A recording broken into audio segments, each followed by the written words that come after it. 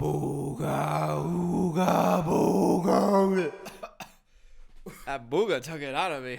Hello, boogies, and welcome back to another edition of Late Night Dylan, where we have the heart, we just don't have the budget. Still got the fire hazard lamp, not even a long enough cord. This is as far as it goes. Can't afford a cable extension.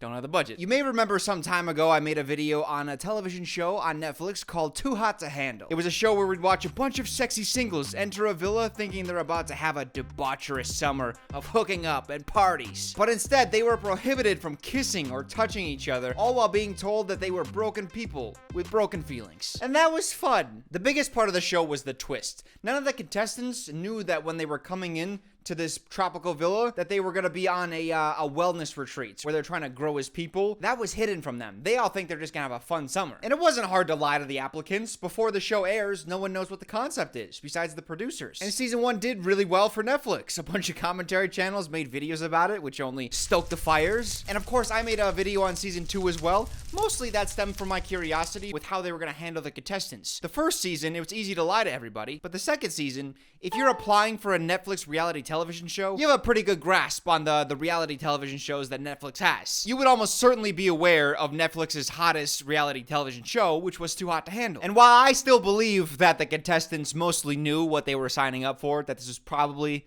Too Hot to Handle 2, I could still buy the fact that some of them were blindsided by this revelation. We are too hot. Are you kidding me? And much like some of my 1 or 2 off videos from the past, I made a video on it, and it has completely evaporated from my memory. Here on Late Night Dylan, we don't have the budget for memory. We have to wipe our memory clean, you know, for the storage space, because we can't upgrade the storage capacity. We barely have enough budget for the word capacity. That's why I struggled to get it out.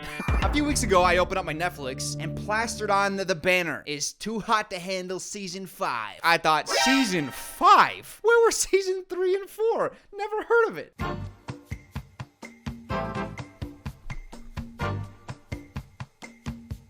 Whoops-a-daisy.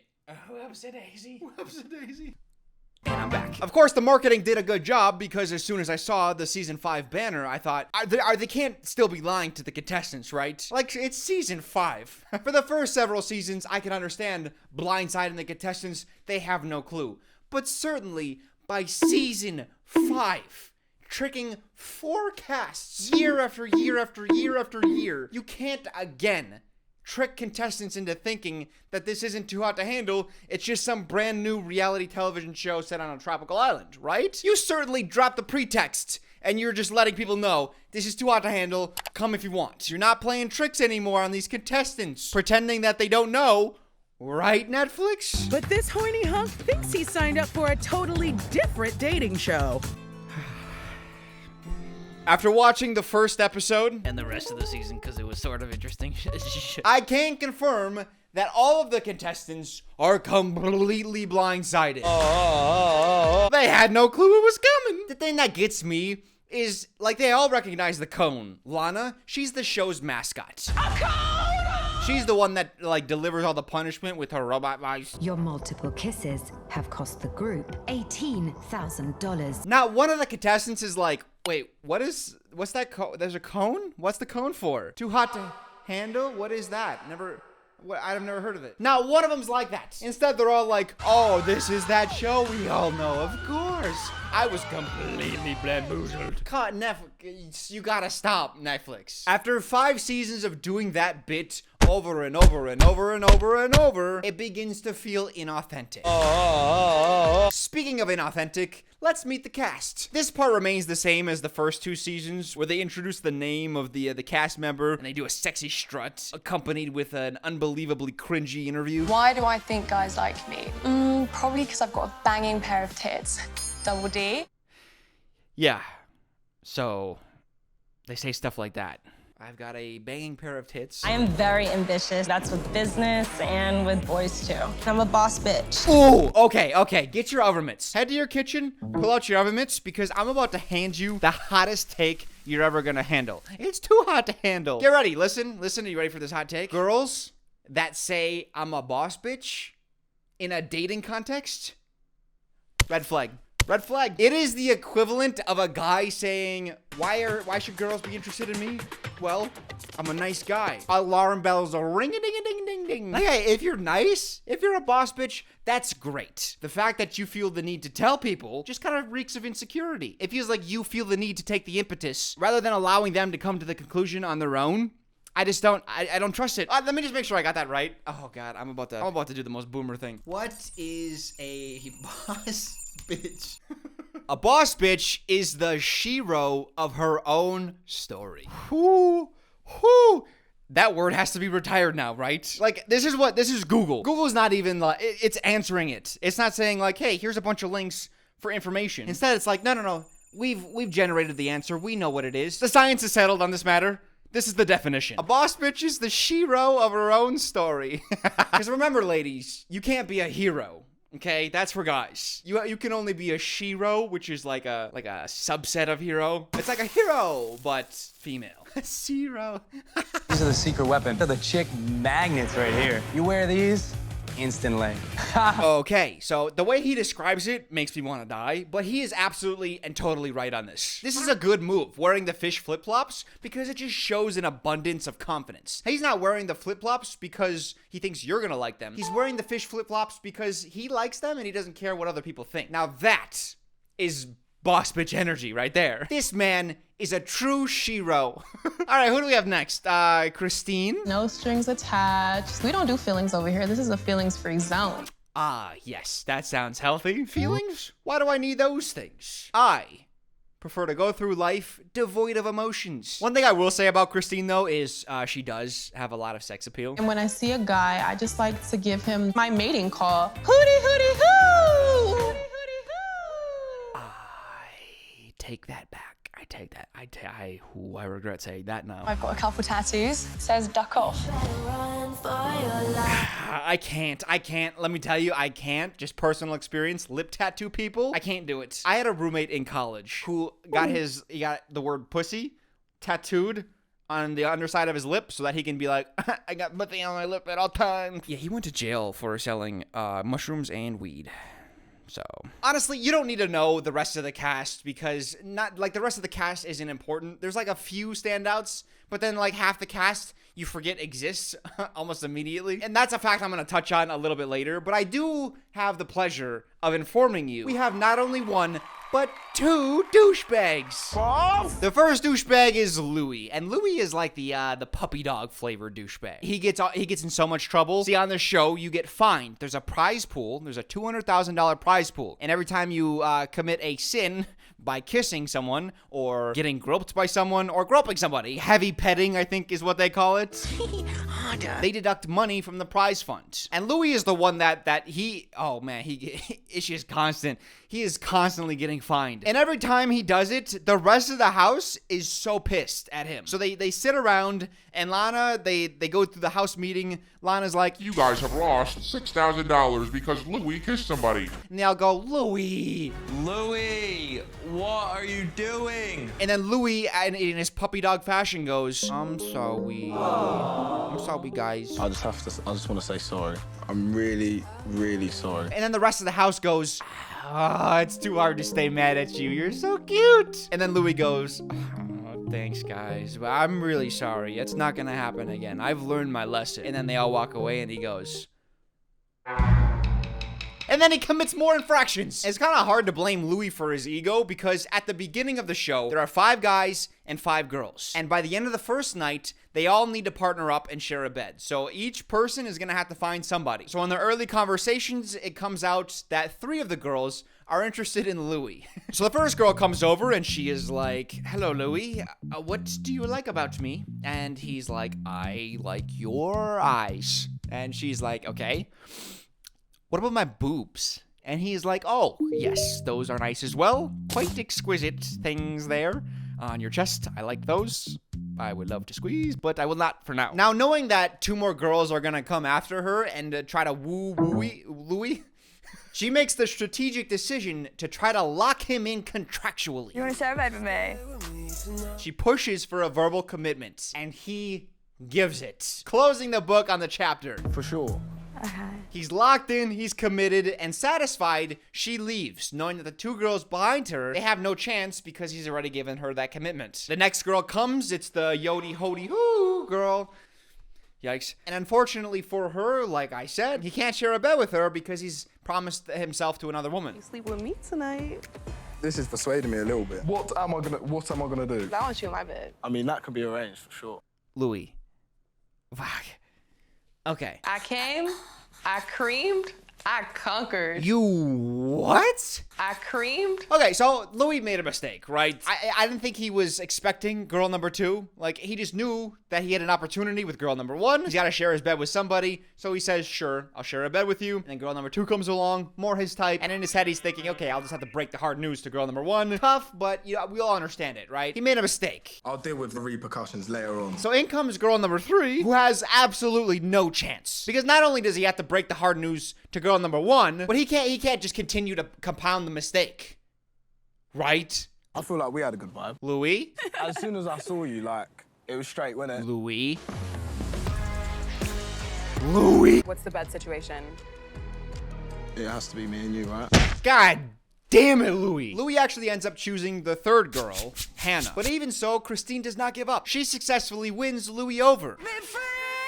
Louis committing to Christine is actually a bulk of the meat of the show. It's like a big plot point. So I bet you're asking, well, how do they end up by the end of the season? That's actually a pretty funny story. But first, let's cover douchebag number 2. Isaac.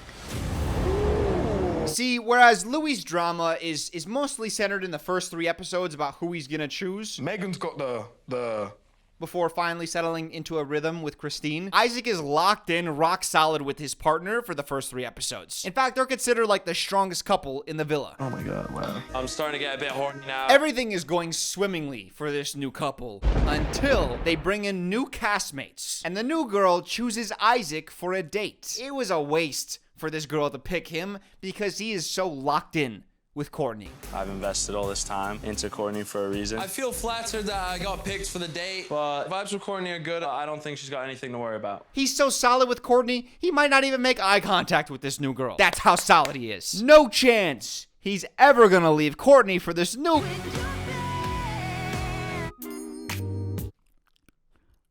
What happens? His breakup conversation is super fun.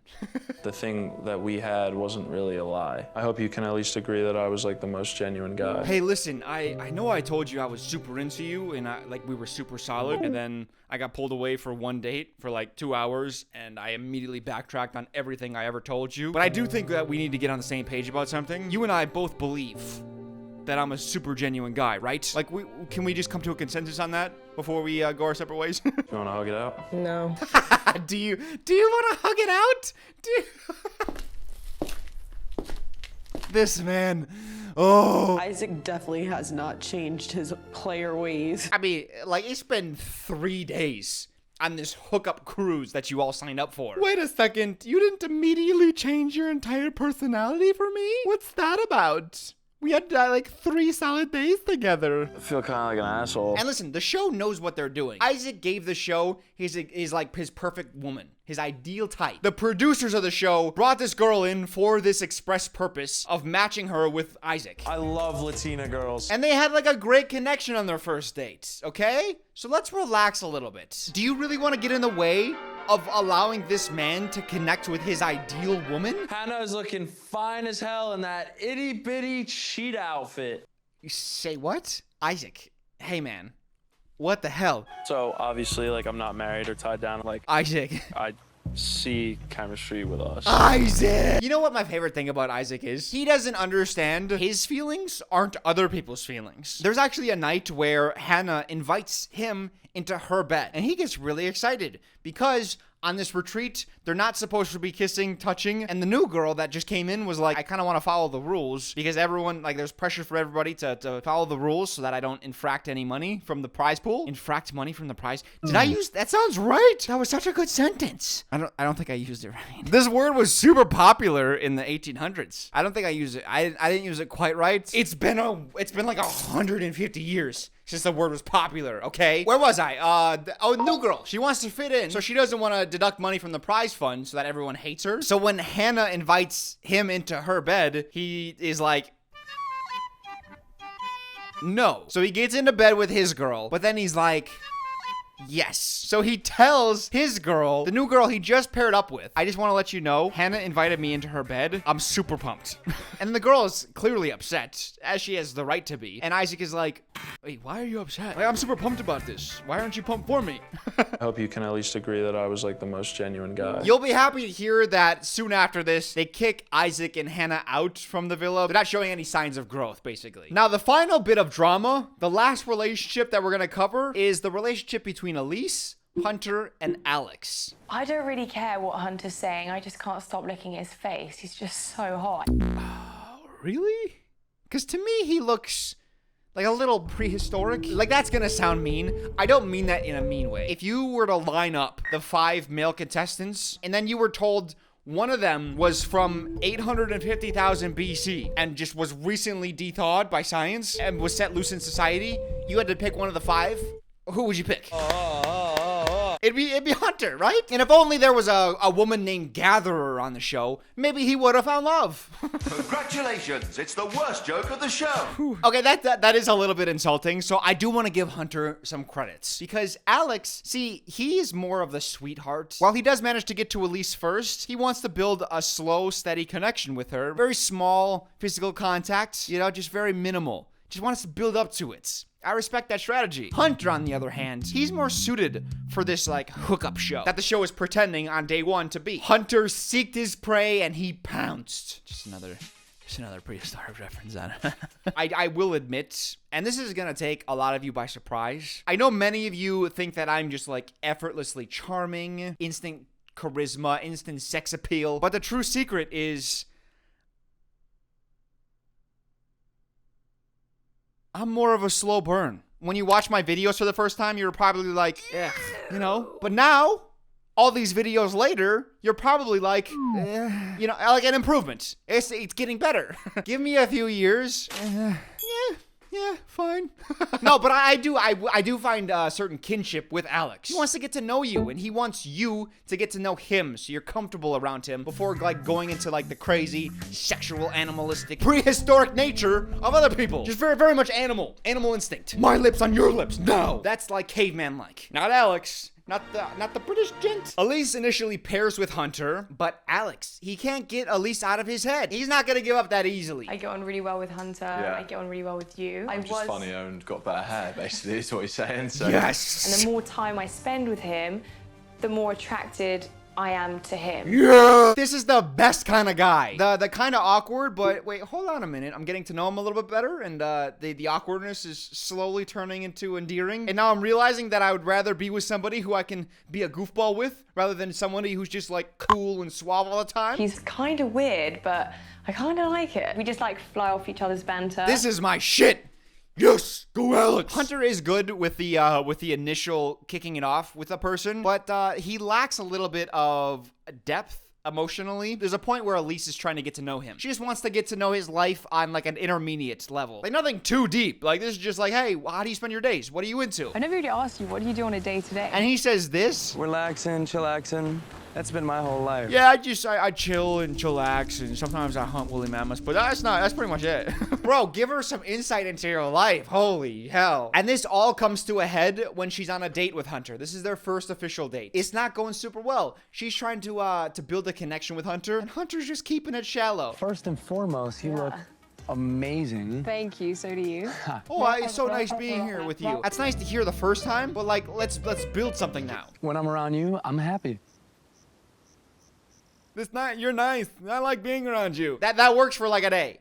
Move on. It's like build further now. And Elise is sensing that this might not go very far. And then the cone, Lana. It gives Elise a choice. I am offering you the chance to either stick with Hunter or explore your connection with Alex. But the caveat is she has to swap Hunter out to his face. So basically, she has to look him in the eyes and be like, hey, you know that other guy that's been chasing me and flirting with me? Yeah, I want him on the date instead of you now. Bye-bye. And she makes that choice. What? Oh, brutal. That's brutal. That hurts. Yeah, Hunter afterwards, he's like, yeah, I think I'll still win out in the end. Like, she'll come back to me. You can't. It's closed door at that point. Where somebody literally swaps you out for another person altogether on your first official date, like, it's over. Call it a day. A couple of notes I had about the show is that the narrator very much improved on the jokes. I remember the jokes fell flat a lot of the times in the first 2 seasons. King of the Jungle? Well, I'm sorry, Your Royal Highness. Your queen prefers Prince Harry. We're gonna insert humor now. In season 5, they worked out the kinks, and a lot of the narrator's jokes work. But they've also ditched the, we're gonna help you open up and get in touch with your feelings angle. I remember really liking that in the first season especially. They do a few workshops this season, but they're so much more hollow. There's one where Louis is like, I have a hard time trusting people because of my childhood. And then Christine is like, hey, you should try trusting people more. And he's like, yeah, okay. Know that, not everybody's here to do bad to you. Yeah. Childhood trauma solved. Easy. And despite the fact that the show is making less effort to actually help the people in the villa change and open up, they're way more brazen with their threats by being like, hey, either open up emotionally or leave. We're gonna kick you out. So then everyone there is like, oh, I find it hard to be vulnerable with people. Like, all of them say the same thing, and then the show plays dramatic music as if this is some big revelation. I completely understand why he would have trust issues because I have trust issues as well. That's not even skimming the top. That's just a statement by being like, hey, my feelings are in this box, but I'm gonna keep the box closed. Open the fucking box! What's in the fucking box? The truth is, this season, it didn't work out super well. There was only 2 couples by the end of the show. It was Christine and Louis, and then it was Elise and Alex. They tried bringing in a few new guys and girls, like on dates. Like, for example, before with Isaac. That was the only time anyone left their partner for one of the new contestants. The new people would come in, and then they would just fade into the background, and you never see from them, you never hear from them. They never connected with anyone else in the villa. It was so weird. Like, to have 14 people in the villa, and then there's 2 couples? People are watching for the relationship drama. You have to get people in relationships. What a drop, oh, they dropped the ball. That's the fatal flaw of the show. They need to find a better way to work in new contestants so that even if they don't click with the first person that they have their eyes set on, allow them to at least, like, find other people and, like, highlight those relationships. And because there's only 2 couples, the show tries so hard to make drama. So one of those dates that I was talking about, new contestant comes in, Louis gets called for the date. And during the date, she's like, hey, want to touch my Bobby? And he does! And then the show drags it. It's like 2 to 3 episodes of him coming back from the date guilty, and she's like, I'm still proud of you for not getting with the other girl, and he's like ashamed, and then it's the next episode, and he's like, I'm still dealing with the shame, and then they fucking call a house meeting. Like, the show intervenes and was like, hey, we need to address something. Louis, on the date, he palmed her boob. They play this like Louis secretly has a wife and 3 children that he didn't tell people about. On the date, Louis touched a baby. Dramatic sound effect. Come on. By the end of the season, it is so clear that both Louis and Alex are not feeling their relationships at all. The girls are so much more into them than they are into the girls. And I think it's really bad in Alex's case because he has spent the whole season having eyes only for Elise. Even when she didn't choose him, he continued to pursue her. But the retreat is coming to an end, and it's so clear that he is like commitment phobia'd out. He does not want to be in this at all. Do I really want a relationship? So he finds an excuse. He's like, oh, after the show's over, I kind of want to travel the world, and I just don't know if it's gonna work. I guess we're gonna have to bring on. And then Elise is like, oh, well, I can travel with you. Like, we could travel the world together.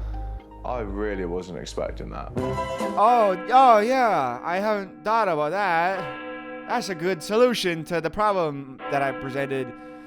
Whew. It's like, of course. If he was into you and he still wanted to travel the world, he would have been like, hey, do you want to travel the world together? And then she asked him to be her boyfriend. Do you want to be my boyfriend?